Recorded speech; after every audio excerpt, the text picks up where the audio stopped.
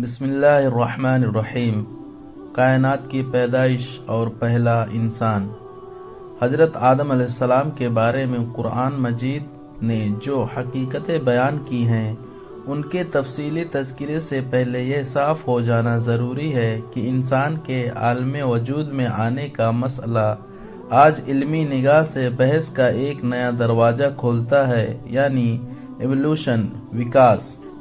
یہ دعویٰ ہے کہ موجودہ انسان اپنی شروعاتی پیدائش ہی سے انسان پیدا نہیں ہوا، بلکہ موجودہ کائنات میں اس نے بہت سے درجے طے کر کے موجودہ انسانی شکل حاصل کی، اس لیے کہ زندگی کی شروعات نے کنکڑ پتھر پیڑ پودوں کی الگ الگ شکلیں اختیار کر کے ہزاروں لاکھوں برس بعد ایک ایک درجہ ترقی کرتے کرتے پہلے لبونا پانی کی جوک کا جمع پہنا اور پھر ایسی ہی لمبی مدت کے بعد جانداروں کے الگ الگ چھوٹے بڑے ٹکڑوں سے گزر کر موجودہ انسان کی شکل اپنائی۔ اور مذہب یہ کہتا ہے کہ کائنات کے پیدا کرنے والے نے پہلا انسان حضرت آدم علیہ السلام کی شکل ہی میں پیدا کیا اور پھر اس کی طرح ایک ہم جنس مخلوق حوا کو وجود دے کر دنیا میں انسانی نسل کا سلسلہ قائم کیا، اور یہی وہ انسان ہے جس کو کائنات کے پیدا کرنے والے نے تمام پیدا کی ہوئی چیزوں پر برتری اور بزرگی عطا فرمائی، اور اللہ کی امانت کا بھاری بوجھ اس کے سپرد فرمایا، اور کل کائنات کو اس کے ہاتھ میں سدا کر اللہ کے خلیفہ اور نائب ہونے کا شرف اسی کو بخشا۔ اب بے شک ہم نے انسانوں کو بہترین انداز سے بنایا ہے، بے شک ہم نے آدم کی نسل کو تمام کائنات پر بزرگی اور برتری بہت سی میں زمین پر آدم کو اپنا خلیفہ بنانے والا ہے۔ ہم نے امانت کے بوجھ کو آسمانوں اور زمین پر پیش کیا تو انہوں نے یعنی کل کائنات نے اللہ کی امانت کے بوجھ کو اٹھانے سے انکار کر دیا اور اس سے ڈر گئے، اور انسان نے اس بھاری بوجھ کو اٹھا لیا۔ اب سوچنے کی بات یہ ہے کہ ایوولوشن اور دھرم کے بیچ اس خاص مسئلے میں علمی تضاد ورودھ بھاس ہے یا تطبیق میل کی گنجائش نکل سکتی ہے، خاص طور سے جب کہ علم اور تجربے نے یہ سچائی کھول کر رکھ دی ہے کہ دینی اور مذہبی حقیقتوں اور علم کے درمیان کسی بھی معاملے میں ٹکراؤ نہیں ہے۔ اگر ظاہری سطح پر کہیں ایسا نظر بھی آتا ہے تو وہ علم کی حقیقتوں کے چھپے ہونے کی وجہ سے نظر آتا ہے، کیونکہ بار بار یہ دیکھا گیا ہے کہ جب بھی علم کی چھپی حقیقتوں پر سے پردہ اٹھا تو اسی وقت تضاد بھی جاتا رہا اور وہی حقیقت نکھر کر سامنے آ گئی جو اللہ کی وحی کے ذریعے ظاہر ہو چکی تھی۔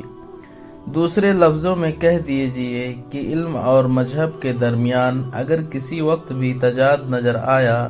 تو نتیجے کے طور پر علم کو اپنی جگہ چھوڑنی پڑی اور اللہ کی وحی کا فیصلہ اپنی جگہ اٹل رہا۔ اس بنیاد پر اس جگہ بھی قدرتی طور پر یہ سوال سامنے آ جاتا ہے کہ اس خاص مسئلے میں حقیقت حال کیا ہے اور کس طرح ہے۔ جواب یہ ہے کہ اس معاملے میں بھی علم اور مذہب کے درمیان کوئی ٹکراؤ نہیں ہے، البتہ یہ مسئلہ چونکہ باریک اور گوڑ باتیں اپنے بھیتر سمو ہوئے ہیں، پھر بھی یہ حقیقت اس جگہ ہمیشہ نظروں میں رہنی چاہیے کہ پہلا انسان جو کہ موجودہ انسان کی نسل کا بابا آدم علیہ السلام ہے،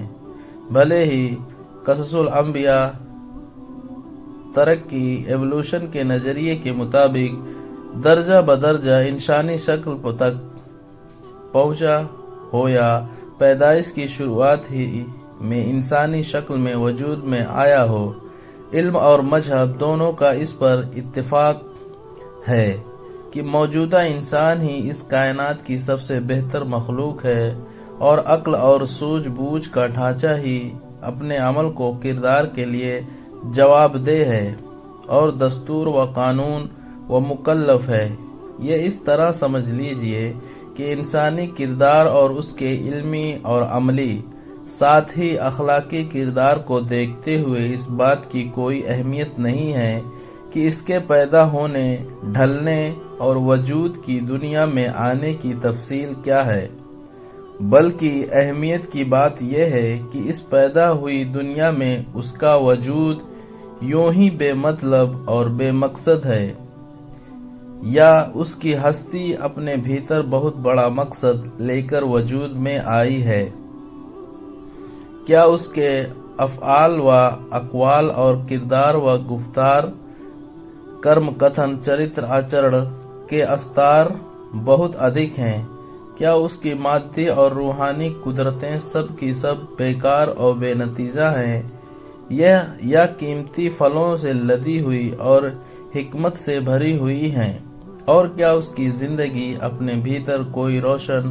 و تابناک حقیقت رکھتی ہے اور گھور اندھیرے والے مستقبل کا پتہ دیتی ہے اور اس کا ماضی و حال اپنے مستقبل کو نہیں جانتا؟ پر اگر ان حقیقتوں کا جواب نہیں میں نہیں بلکہ ہاں میں ہے تو پھر قدرتی طور پر یہ ماننا ہی ہوگا کہ اس کی پیدائش کی کیفیت دشا پر بحث کی جائے، اس کے وجود کے مقصد پر پوری نگاہ رکھی جائے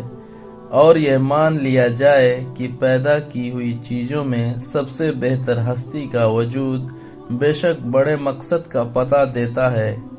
اور اسی لیے اس کی اخلاقی قدروں کا ضرور کوئی مسئلہ اعلیٰ بڑی نظیر اور اس کی پیدا کرنے کا کوئی مقصد ہے۔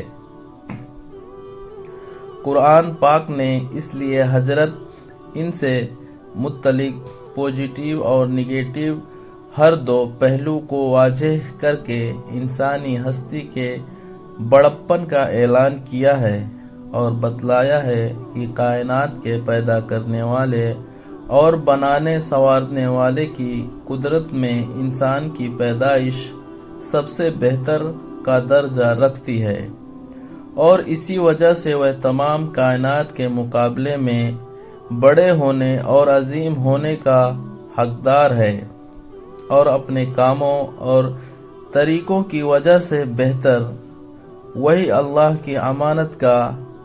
علمبردار ہو کر اللہ کا خلیفہ کے منصب پر بنے رہنے کا حق رکھتا ہے۔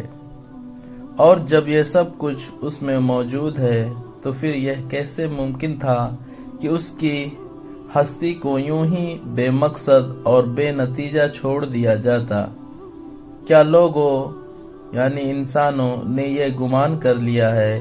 کہ وہ بے مقصد چھوڑ دیے جائیں گے؟